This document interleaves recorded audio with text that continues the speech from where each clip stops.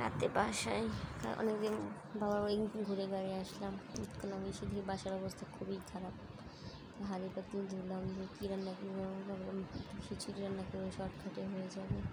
তাই এখানে একটু মুগ ডাল সিদ্ধ করে আতপ চাল দিয়ে খিচুড়ি রান্না করে নিলাম।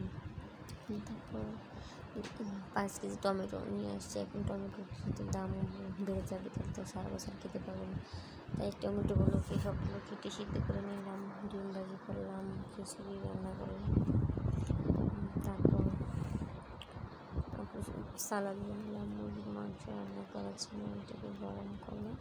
এই সব মিলে আমার একটা শর্টকাটে আমার একটা রান্না বান্না হয়ে গেলো, রাতের ডিনারও হয়ে গেলো।